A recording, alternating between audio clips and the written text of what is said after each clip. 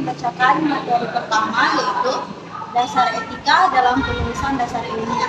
Yang pertama, etika adalah norma atau standar aturan perilaku yang membahas secara kritis, rasional, dan sistematis tentang moral serta mengarahkan moral tersebut untuk memilih perilaku kita sendiri dan hubungannya dengan yang lain. Yang kedua, etika adalah filsafat moral yang membahas norma yang menentukan standar aturan perilaku manusia dalam hidupnya. Dan moral adalah sistem nilai tentang bagaimana kita hidup sebagai manusia. Yang ketiga, etika merupakan teori tentang nilai, pembahasan secara teoretik tentang nilai, dan ilmu kesusilaan yang membuat dasar berbuat susila. Sementara itu, moral pelaksanaannya dalam kehidupan. Nomor 4, etika penulisan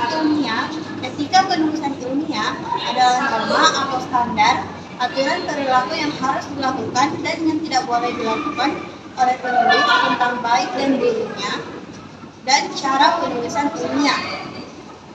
Yang selanjutnya adalah etika penulisan ilmiah bertujuan agar penulis dapat mengetahui bahwa walaupun ia memiliki kebebasan dan bisa bertindak secara mandiri dalam menulis karya tulis ilmiah, penulis harus mampu bertanggung jawab atas apa yang ditulisnya, sehingga 1. Standar kualitas yang karya tulis ilmiah dapat terpelihara dan terjaga. Yang kedua, masyarakat terlindungi dan terjaga kepentingannya masing-masing dan terlindungi dari kemungkinan dampak negatif. Sekian dan terima kasih. Materi selanjutnya akan dibacakan oleh teman saya.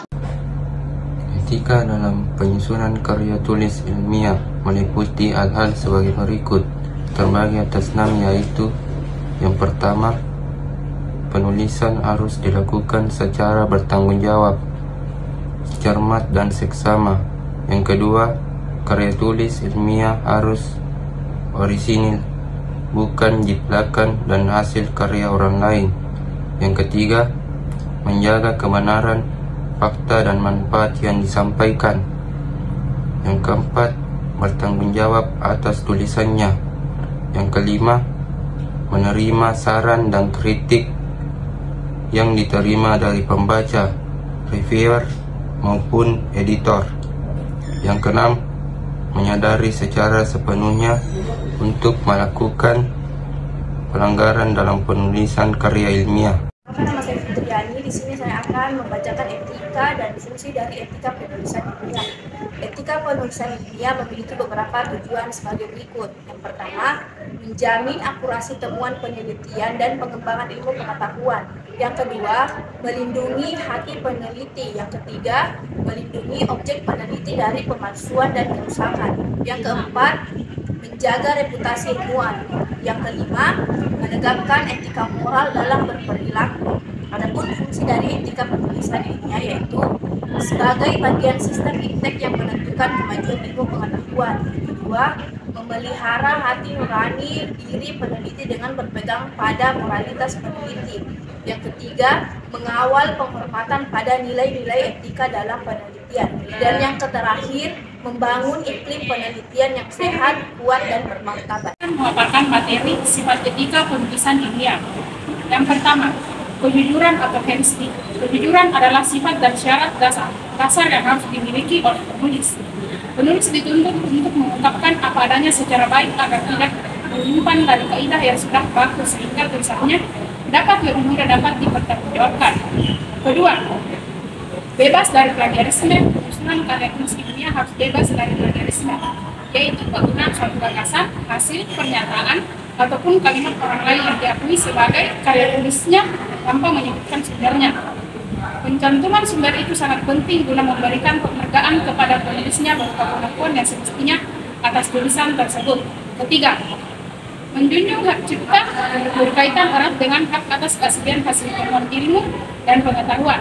Maka itu, hak cipta adalah hak penemu atas keaslian hasil temannya dalam ilmu dan pengetahuan serta hak untuk mengumumkan atau memperbanyak hasil temannya, seperti yang dijelaskan dalam Undang-Undang Republik Indonesia Nomor 19 Tahun 2022 tentang hak cipta. Keempat, keabsahan atau validity. Suatu karya karya tulis ilmiah memiliki sifat keabsahan terkait dengan konsep atau gagasan yang diungkapkan. Setiap penulis karya tulis ilmiah harus mampu mengungkapkan konsep atau gagasan yang diuraikannya secara baik. Gagasannya adalah sebenar-benar gagasan yang menjadi dasar uraiannya. Dan yang terakhir, keterandalan atau reability. Keterandalan juga merupakan sifat utama dari suatu karya tulis ilmiah. Keterandalan adalah ketetapan atau aktuari dan kemantapan atau konsistensi atas materi tulisan. Suatu tulisan harus bisa diungkapkan secara tepat sesuai dengan maknanya, sekaligus harus konsisten setiap bulannya. Sekian materi yang saya bawakan. Materi selanjutnya akan dibawakan oleh teman saya.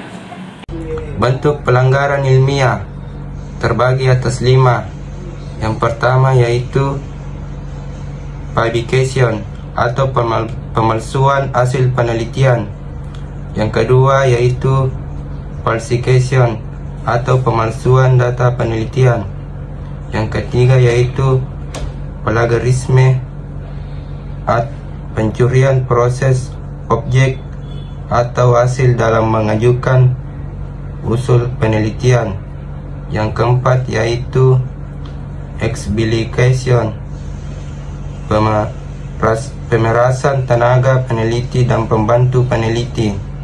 Yang kelima yaitu intended careless atau kecerobohan yang disengaja. Baik, selanjutnya materi analisis yuridis komparatif konsep plagiarisme dalam KHP, Undang-Undang Hak Cipta, Undang-Undang Sipdiknas, dan Undang-Undang ITE. Pada ketentuan pasal 380 ayat 1 ke 1 KUHP, pelaku diancam dengan pidana penjara paling lama 2 tahun 8 bulan atau denda paling banyak Rp5.000. Berdasarkan ketentuan pasal 380 KUHP tersebut di atas, Wirjono Projodikoro menyatakan bahwa orang dapat tertipu dengan membeli barang seni yang dipalsukan atau yang ditawari hasil pekerjaan tersebut. Noyon dan Lagemeyer menyebutkan bahwa pasal ini tidak bertujuan melindungi hak cipta dari si pencipta atau penulis, akan tetapi bertujuan untuk melindungi kepentingan atau kepercayaan khalayak ramai. Tadi presentasi kami lebih dari kurangnya mohon maaf. Wassalamualaikum warahmatullahi wabarakatuh.